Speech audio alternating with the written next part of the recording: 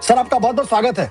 पिछले हफ्ते से काफी डेवलपमेंट इधर हुए हैं, लेकिन मैं बड़ा इंट्रीग्ड हूं इस बात को सुन के कि भाई एक तरफ आरएसएस के प्रमुख ये कहते हैं कि ये तो बच्चे एंटी नेशनल नहीं है, जेनजी एंटी नेशनल नहीं है, और उसी संगठन के तीसरे नंबर के नेता अतुल लिमय जी कहते हैं ये तो इंटरनेशनल लोग हैं।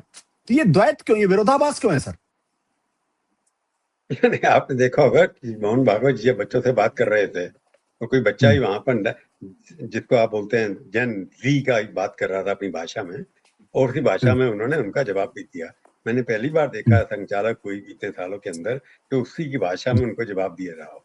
तो ये परिवर्तन आपको जो जो लिमे जी ने पहले जो स्टेटमेंट किया था, वो उसका जिस तरह नैरेटिव चल रहा था कि वो बच्चों को जो भी है, क्योंकि उन लोगों ने भी आरएसएस और बीजेपी के खिलाफ स्टेटमेंट दिए थे। जो लोग वहां पर बैठे धरने पर, जो बाकी लोग थे, उन्होंने पर्सनल अटैक मोदी जी पे भी किए, आरएसएस पे भी कुछ लोगों ने किए।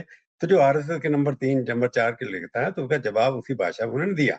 ये एक रिवेंज हो सकता है, रिटेलिटरी लैंग्वेज हो सकती है कि आपने मेरे को गाली दी है तो मैं ईंट का जवाब पत्थर से दूंगा, पर उन्होंने ईंट का जवाब ईंट से दिया, पत्थर से नहीं दिया। तो उसके बाद मोहन जी जो हैं, उनको लगा कि जिस तरह की भाषा एक्सपेक्टेड है हेड ऑफ द गवर्नमेंट से या हेड ऑफ द ऑर्गेनाइजेशन से, उस आपने देखा कि मोहन जी जब से टेक ओवर किया, 10 साल से ज्यादा, 15 साल से ज्यादा हो गए, उनकी भाषा में हर बार आपको कोई ना कोई बदलाव आता है, रिकंसिलिएशन ज्यादा दिखा जी जा रहा है। हर चीज में रिकंसिलिएशन की बात करते हैं, और रिवाइज कर आप उसको जो अपनी भाषा में कहते हैं, लेफ्ट की भाषा रिविजनिस्ट, मैं नहीं कहूंगा उसको रिविजनिस्ट, मैं कहूंगा रिफॉर्मिस्ट।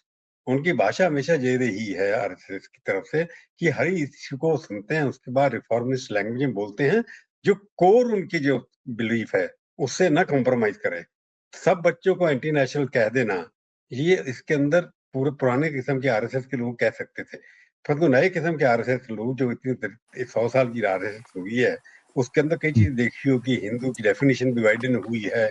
उसके बाद आपने बाकी चीजों पर भी इसे देखा होगा कि even on gender biases, even LGBT, उन लोगों के ओपिनियन आपने सुने होंगे, वो थोड़े प्रोग्रेसिव हैं।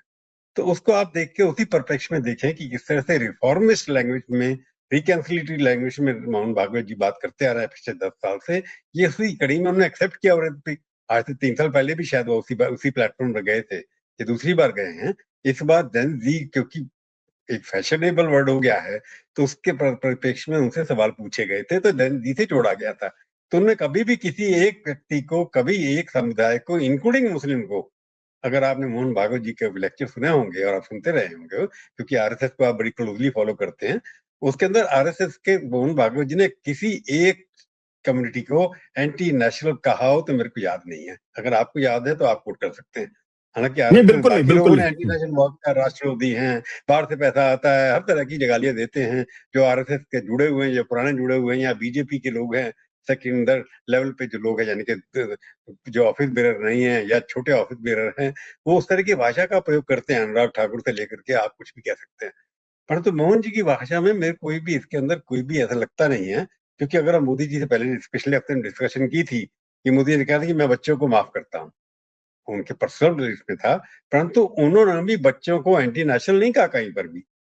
तो अगर जी प्राइम मिनिस्टर की भाषा को देखें और मोहन भागवत जी की भाषा को देखेंगे, दोनों की भाषा लगभग एक ही प्लेटफॉर्म है।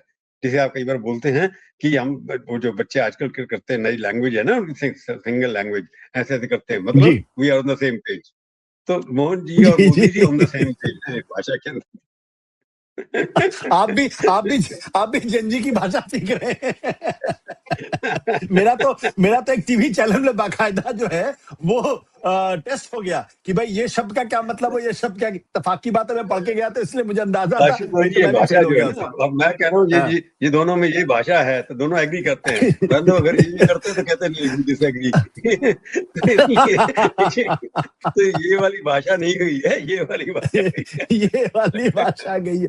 बट सर इंटरेस्टिंग बात ये है कि जो अतुल लिमय हैं, दरअसल वो तो सर कारवा यानी ज्वाइंट जनरल सेक्रेटरी हैं। अगर अगर आप पार्टी के संगठन के हायरार्की की देखेंगे तो नंबर 3 है, उम्र में भी काफी कम है। और कुछ लोग तो ये भी कहते हैं कि वो दरअसल आरएसएस उनमें एक बड़ा भविष्य भी देखती है, एक बड़े भविष्य के नेता के तौर पर वो देखती है। क्या उनका इस तरीके है। से आप एंटी देखो, नेशनल ये तो कहना अब आरएसएस में कौन भविष्य में आरएसएस में क्या भैया जी बनने वाले थे, नहीं बने, उसके बाद से कौन आगे देखा, इसलिए आरएसएस में कौन क्या बने, मधु लिमे ये लिमे मधु लिमे जी याद आ रहे हैं मेरे को, ये लिमे जी जो है ठीक है लिमे महाराष्ट्र से आते हैं, महाराष्ट्र मधु लिमे से हमारी मित्रता अच्छी थी, इसलिए मेरे को एकदम याद आ गए। तो मेरे को लगता है कि ये जो है किसी चीज के ऊपर स्पेकुलेशन करा, मैंने फिर भी कहा ना कि जब एक बार संघ चालक ने फाइनल स्टेटमेंट दे दी तो उससे पहले की जितनी स्टेटमेंट दी गई हैं वो सारी सारी खारिज हो जाती है। प्राइम मिनिस्टर को स्टेटमेंट दे दे, उसके बाद मंत्रियों जो का भूल जाते हैं लोग उसके बाद। अब सवाल है इसके बाद आरएसएस के लोग क्या बोलते हैं। जब मोहन जी का एक फाइनल भाषण आ गया, उसके बाद किसी आरएसएस के वर्कर ने, ऑफिस बेयर ने कोई स्टेटमेंट दी, तब तो आपको लगेगा कंफ्लिक्ट है उसके अंदर। उससे पहले जो मैंने पहले कहा ना, उन्होंने सोचा कि जिस भाषा में आरएसएस को गाली दी गई है, जहाँ पर कॉकरोच पार्टी के कुछ लोगों ने दी है, वहां पर प्रदर्शन जो कर रहे थे उन लोगों ने गालियां दी हैं, तो उसका रिएक्शन करना उन लोगों के वक्त में था, उन्होंने कर दिया। और लिमे जी की जिम्मेवारी क्या है कि जब पॉलिटिकल जिम्मेवारी ये संपर्क विभाग है वो अम्बे जी के पास है, उनके पास नहीं है। और आप देखते हैं गवर्नमेंट से इंटरेक्शन करना है, वो उनके पास वो भी नहीं है, वो दूसरे किसी व्यक्ति के पास है जो सत्संग चालक है। तो लम्बे जी ने कहीं ना कहीं रिएक्शन दे दिया, उनका सोचना होगा। पर आफ्टर मोहन भागवत जी ने कह दिया तो लेट अस अज्यूम कि उनका फाइनल वर्जन जो है वही आरएसएस का ऑफिशियल वर्जन है।